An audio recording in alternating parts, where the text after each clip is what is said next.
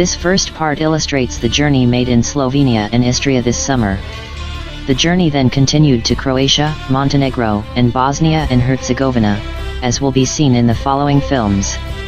The vehicle used for this trip is a Leica EcoUp 709 motor home, purchased in spring 2017.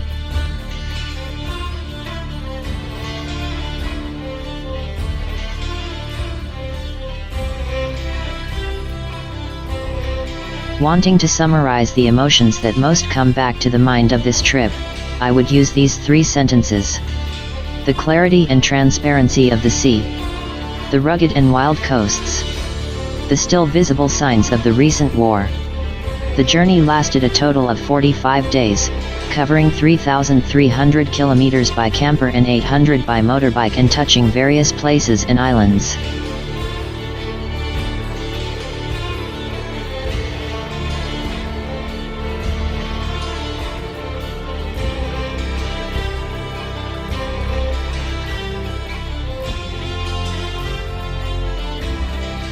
Slovenia is a democratic republic with the capital of Ljubljana. It has a smaller surface than that of Lombardy and has only 2 million inhabitants.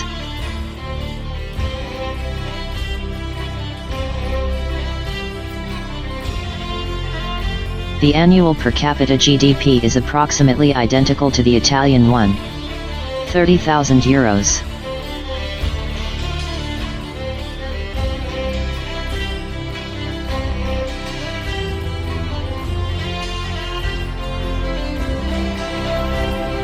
In June 1991, Slovenia declared independence from Yugoslavia, and won the subsequent 10-day war, thus managing to obtain recognition of its sovereignty. The Slovenian soldiers, 16,000 units, defeated 35,000 Yugoslav soldiers, and the losses on both sides were only 18 men. The country then managed not to get involved in the Yugoslav civil war between Serbia, Croatia and Bosnia-Herzegovina. Slovenia has been part of the European Union since 2004, and has adopted the euro since 2007.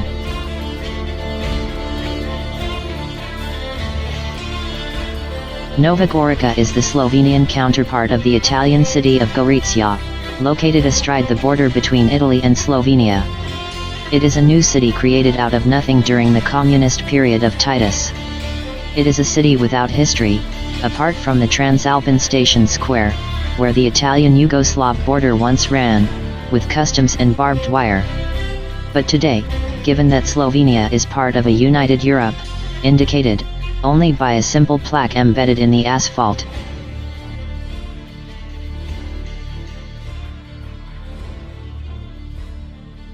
We decide to skip the Postojna caves already visited on other occasions and continue inland. Just 9 kilometers from Postojna, Predjama Castle stands, the largest castle in the world located inside a cave.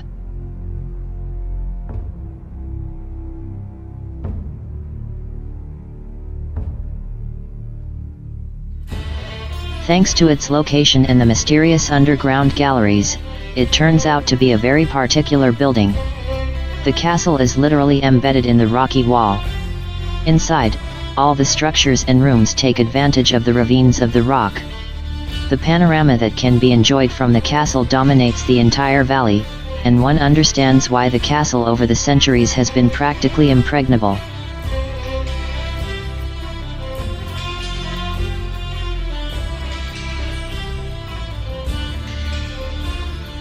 Its most famous owner was the knight Erasmus, who lived in the 1400s, who gave birth to numerous local legends.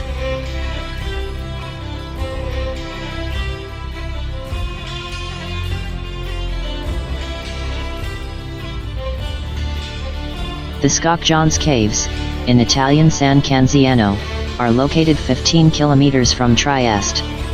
These caves constitute one of the most characteristic phenomena of the karst.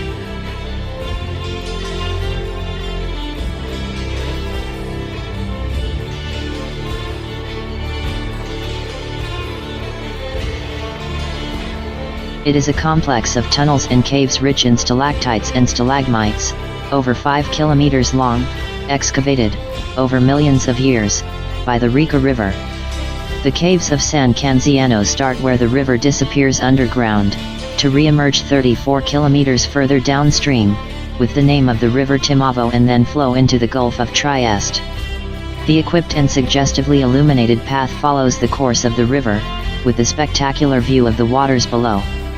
Unfortunately, the photos, both for the darkness and for the condensation present in the air, are not very clear.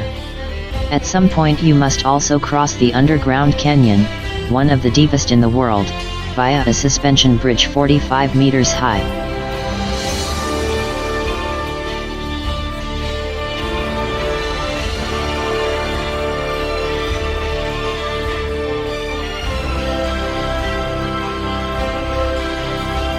The caves are in fact an underground gorge about 3,500 meters long, 10 to 60 wide, with the highest point of the vault 146 meters above the Rica riverbed, corresponding approximately to the pedestrian overpass visible in the movie.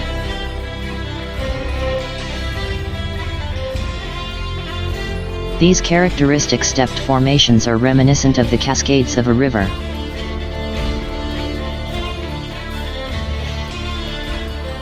The exceptional volume of the underground canyon is what distinguishes the Skokjan caves from other caves. In the caves there is one of the largest stalagmite formations in the world, the Giant, 15 meters high, and which is estimated to have needed over 250,000 years of accumulation of limestone concretions in order to reach its current size.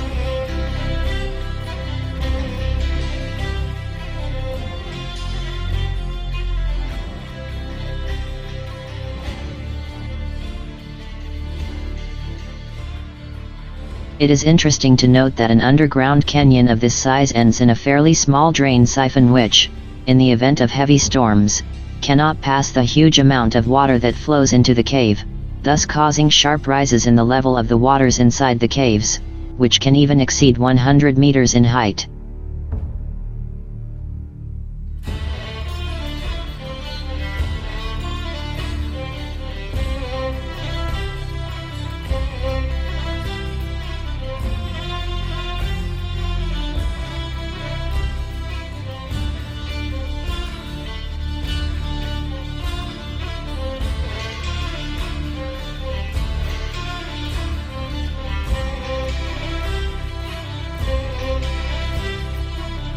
The fortified Church of the Holy Trinity of Rostov-Ly is a medieval church surrounded by powerful defensive walls, within which the population took refuge during the incursions of the Turks.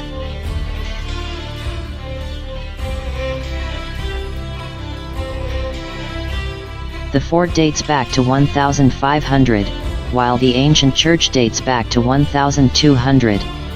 Inside the church, the warm colors of the frescoes, which completely cover the building, capture the eye and the senses.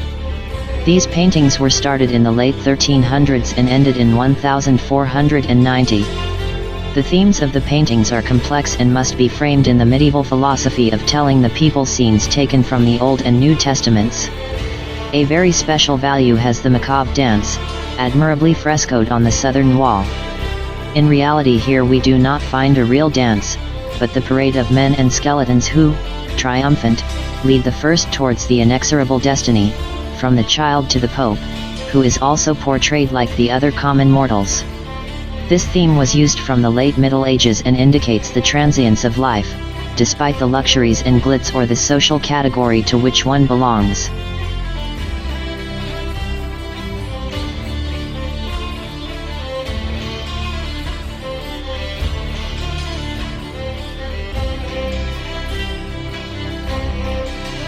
In 1985 the restoration was completed and Rostov-Ly quickly became famous all over the world.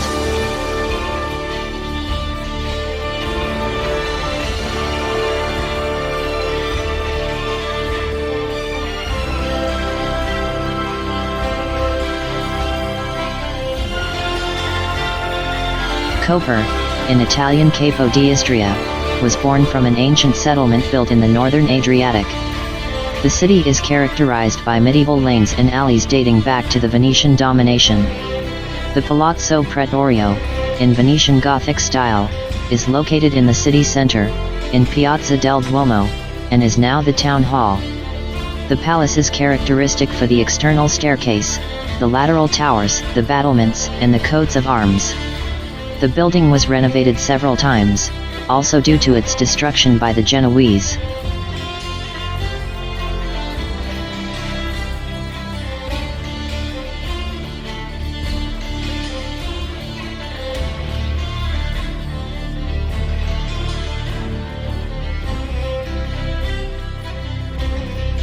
The Assunta Cathedral was built in the second half of the 12th century in Romanesque style. After numerous alterations, it finally received its current appearance, where the Venetian Gothic style predominates. On the vast facade there is a series of windows made up of double lancet windows, 3 light windows, and 4 light windows.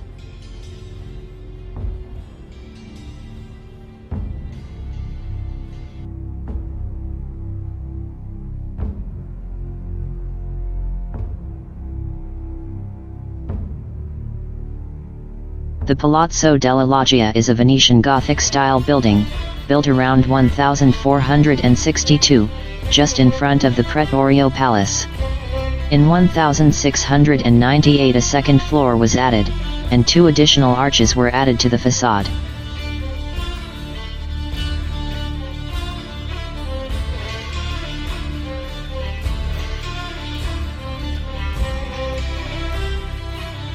Piran, believed to be the most beautiful city on the Slovenian coast, developed on the local salt pans. The salt pans of Piran were the source of the development of this picturesque Mediterranean city, characterized by its walls, its panoramic church and its sites of cultural interest. Ancient port city, it preserves the remains of the medieval city wall, and is entirely protected as a historical cultural monument.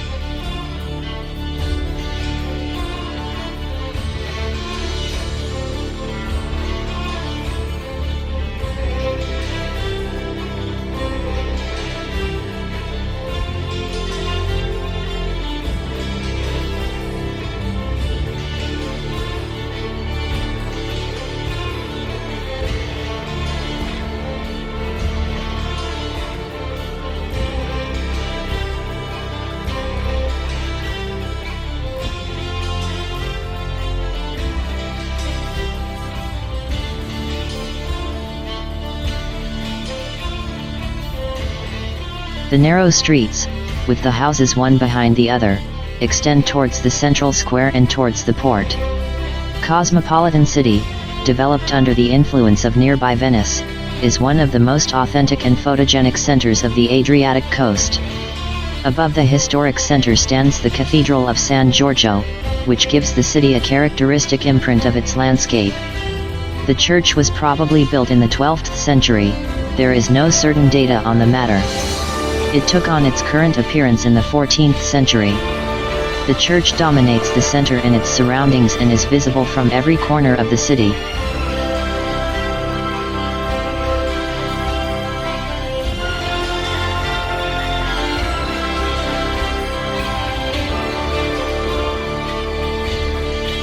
The Piran salt pans, created as far back as 804, are now part of a national park. Water and mud have been used for a long time for baths and compresses.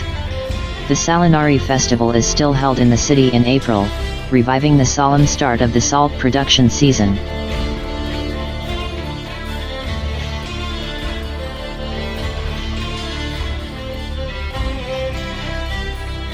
Since the Middle Ages the territory of Isola became part of the Republic of Venice. The over 5 centuries of Venetian rule have left an indelible mark on the Istrian town. The village is beautiful and the clarity of the sea here is extraordinary.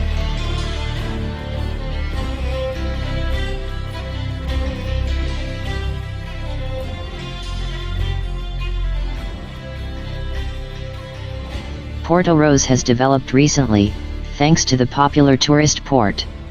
The green area facing the sea is the area reserved for campers.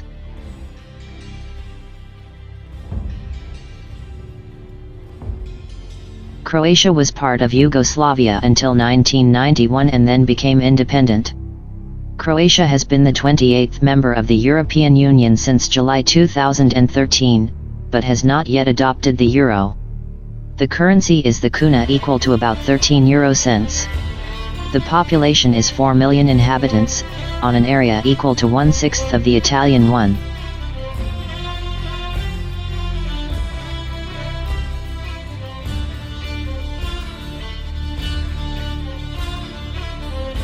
Croatia's War of Independence was a bitter conflict fought between 1991 and 1995. At the beginning of the war, Serbia tried to keep Croatia by force, occupying it. In August 1991, the Battle of Vukovar began. Serbian troops completely surrounded the city. The estimated number of victims of Vukovar is around 5,000 people. In 1995, Croatia launched 2 offensives that would change the outcome of the conflict in its favor. The war ended with a total victory for Croatia, as it achieved the results it had declared that it wanted: independence and the maintenance of its borders from the beginning of the conflict.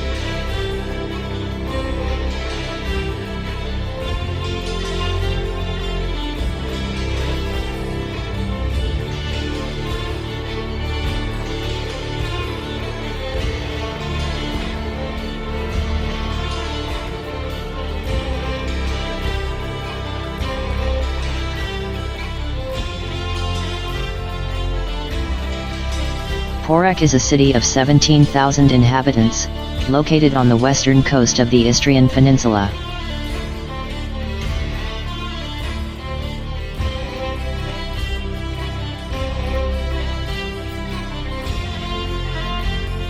The plan of the city still shows the structure of the Roman castrum.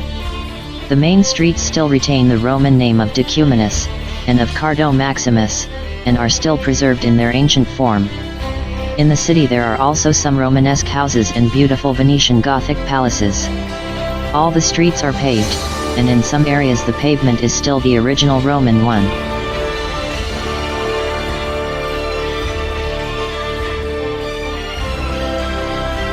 The beaches of Poreč are famous for the blue flag. 20 of the beaches in the Poreč area hold it. The beaches are mostly rocky with pebbles and gravel and some artificial sand basins, created for children to play. The sea is almost always calm and the vegetation rises a few meters from the shoreline. The Euphrasian Basilica was built in 500 by the Bishop of Poreč Euphrasio. It includes the atrium, the baptistry, the bishop's palace, the mosaics, and the remains of sacral buildings dating back to 200.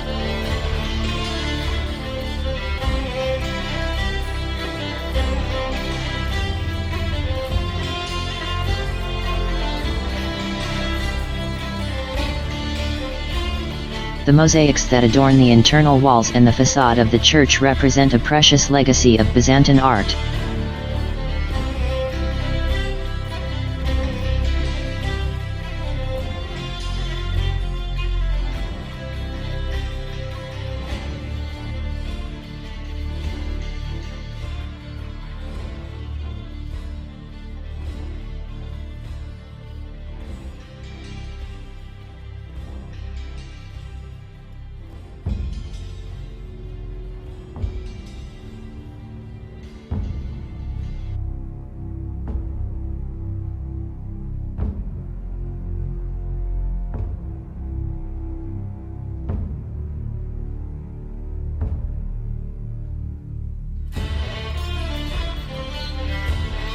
The Madonna, located in the upper part of the apse, represents the central point of the Euphrasian Basilica, and in her womb and seated baby Jesus.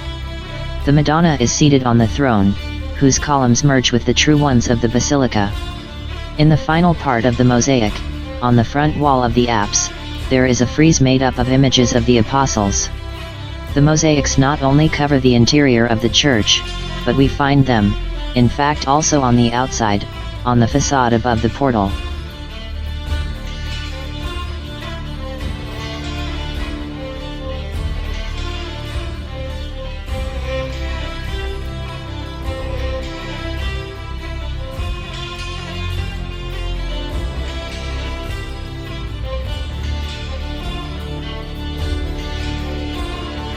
Rovaniemi is a city of 14,000 inhabitants of southwestern Istria.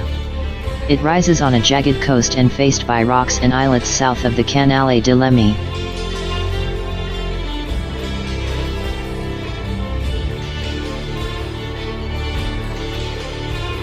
The center has pre-Roman origins. For centuries it was one of the most important cities in Istria, belonging to the most serene Republic of Venice. The narrow streets of the center are full of shops and tourists, and one cannot help noticing the splendor and cleanliness of the streets.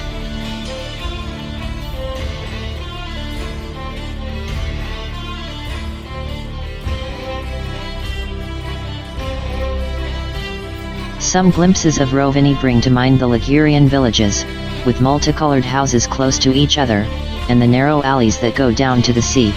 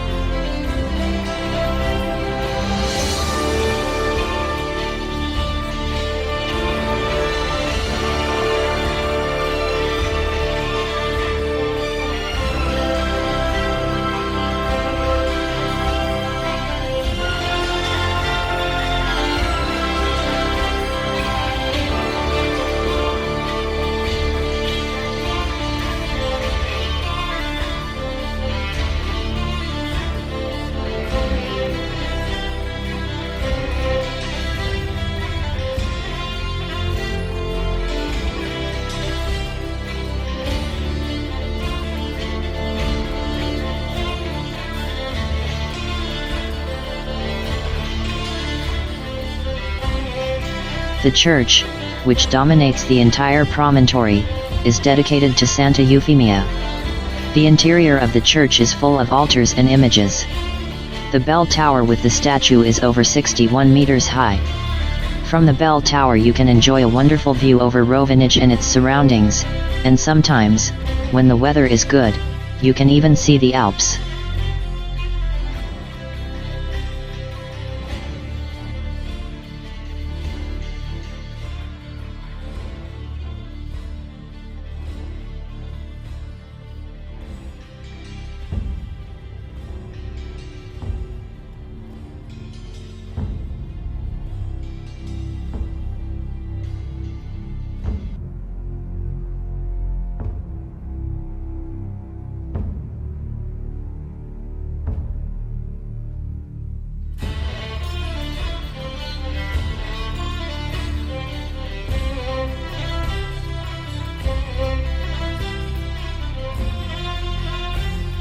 To the north of Rovini, there is one of the most beautiful natural resources of the Istrian Peninsula, the Lemmi Fjord.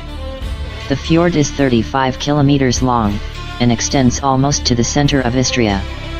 The water in the bay is partially brackish, due to the underwater sources of fresh water, and is suitable for the cultivation of oysters and fish.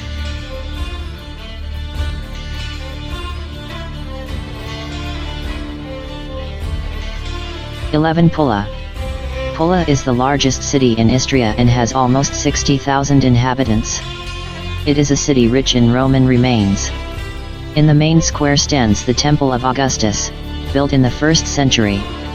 It stood in the ancient Forum, together with the twin temple probably dedicated to Diana, and today unfortunately disappeared. The most famous monument in Pula is certainly the Roman amphitheater, still perfectly preserved. The amphitheater was built around the year 10 under the Emperor Augustus. It was used for shows and fights. It rose to the headlines in 1583, when the Venetian Senate proposed to dismantle the arena piece by piece and then rebuild it in Venice. Originally the arena, it included 40 steps to accommodate up to 23,000 spectators. It is still used today for shows and concerts.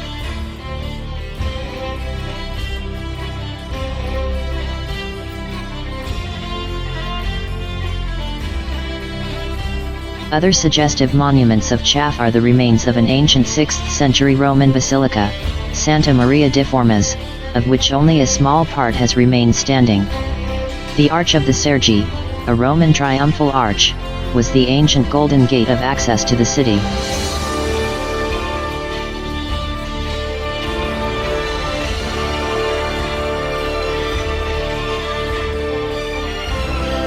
Premantura is a peninsula, now a national park, which stretches out over the Adriatic and is the southernmost tip of Istria. The whole park is a very popular tourist destination. The Bay of Premantura is protected and indented, adorned with innumerable inlets, islets, and rocks, and with a shallow depth, which varies from 1 meter along the innermost beaches, to 25 meters near Capo di Premantura.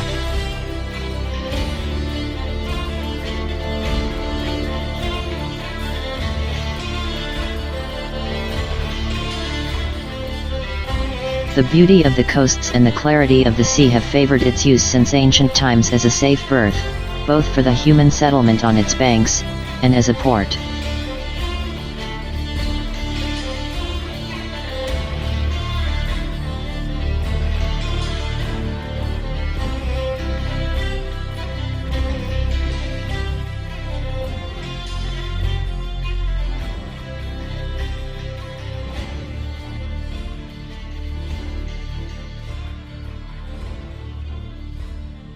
Over the years, Rabac's beaches have become an attraction for many tourists from all over the world. The main beaches of Rabac are made up of sand, pebbles and concrete.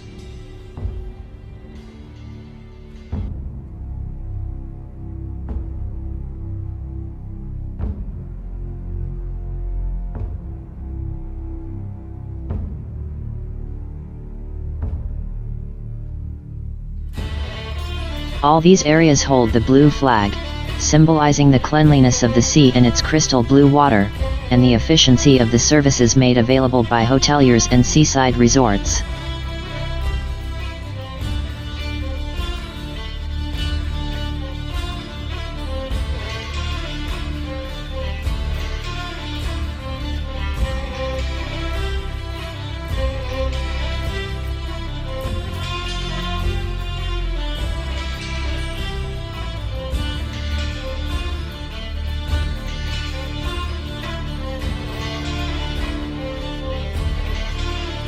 The island of Cres, together with the neighboring island of Luzini, is the largest Istrian island on the Adriatic.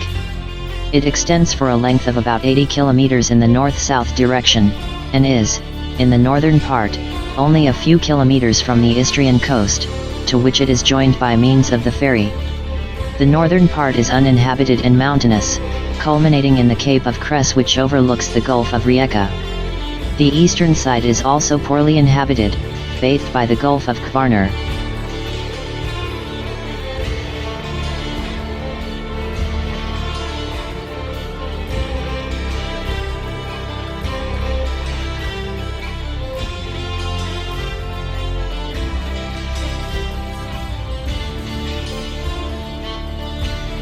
The island of Cres is surrounded by other islands which are also sparsely inhabited.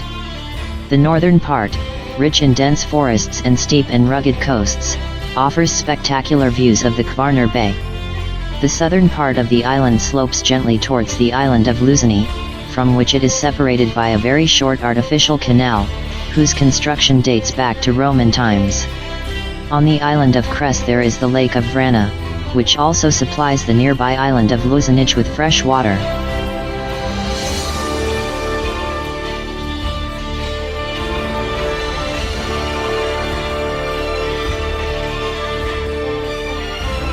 In addition to constituting the only drinking water reserve of the two islands, Lake Vrana also has the particularity of having a seabed that reaches 50 meters below sea level.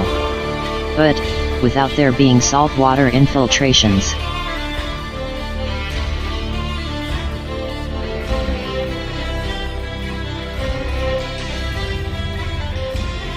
Here too the clarity of the sea water is incredible.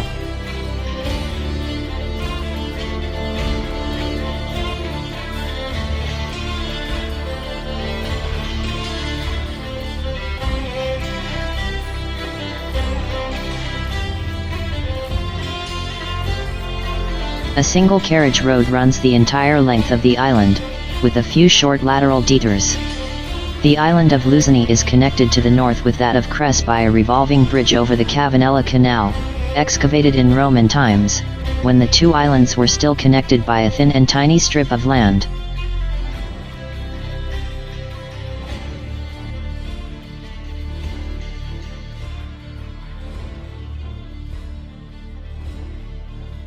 By sea, in summer, there are connections to Venice by hydrofoil, and Pula and Zadar with a catamaran. A postal line runs daily the circular connection service between Luzinic and some smaller islands of the archipelago.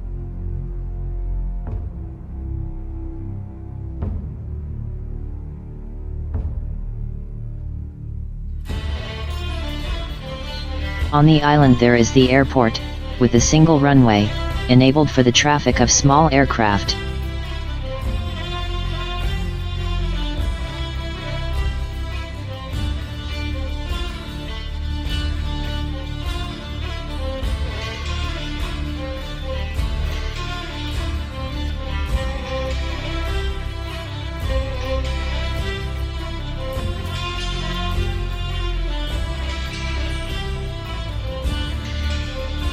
On the island there are two famous tourist and holiday centers, Mali Luzini and Vili Luzini. This is the splendid campsite where we stopped.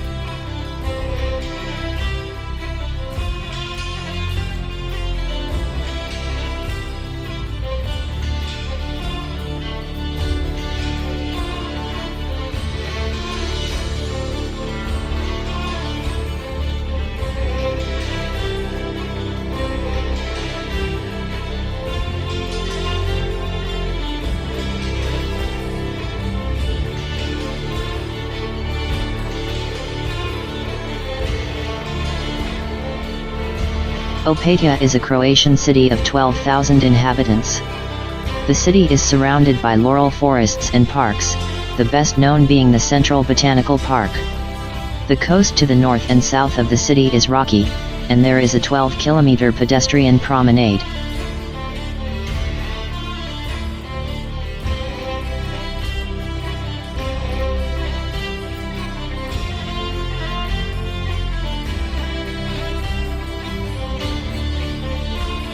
The beaches are mainly rocky and concrete, but there are also two sandy beaches.